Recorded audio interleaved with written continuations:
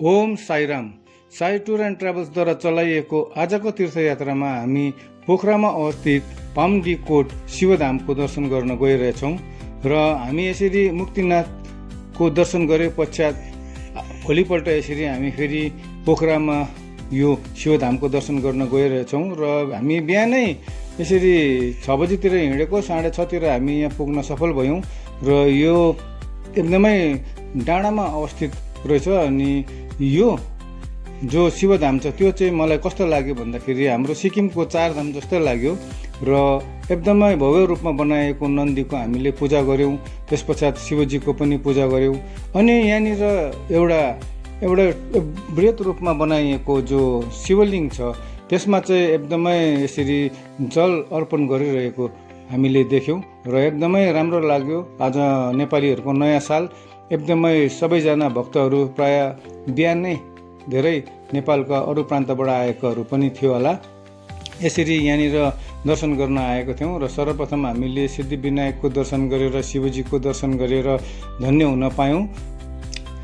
हामी यस शिवधामको दर्शन पश्चात फेरि हामी पोखरामै अवस्थित श्री गुप्तेश्वर महादेवको गुफा पनि दर्शन गर्नेछौँ, जहाँनिर आफै उत्पन्न भएको शिवलिङ्गको पनि हामी दर्शन गर्न गइरहेको छौँ।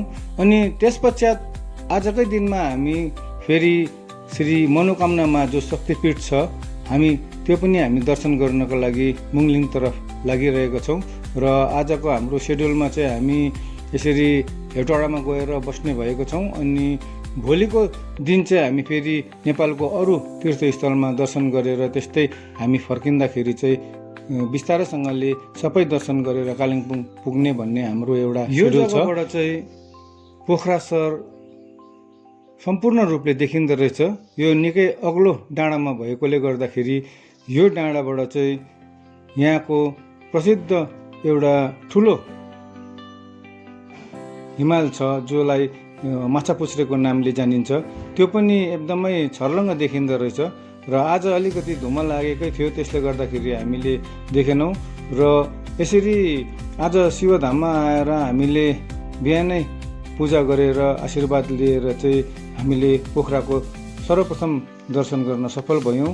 जो यहाँनिर भगवती माको पनि पारी जो डाँडामा चाहिँ यसरी प्रतिमा बनाइएको थियो र यहाँ तल चाहिँ एउटा देख्नु हुँदैछ, यो चाहिँ पिस अफ प्यागोडा जो एउटा बुद्धिस्टको ठुलो एउटा यहाँनिर गएर चाहिँ ध्यान गर्ने जग्गा रहेछ र हामी त्यहाँ चाहिँ गएनौँ। र यसरी तपाईँहरू पनि पोखरा आयो भनेदेखि चाहिँ यो जो जग्गा छ शिवधाम एकदमै अवश्य आउनुहोस्। यहाँनिर एकदमै राम्रो छ, दर्शन गरेर तपाईँहरूले यहाँनिर प्राकृतिक जो सुन्दरता छ त्यसको पनि तपाईँहरूले लाभ उठाउन सक्नुहुन्छ।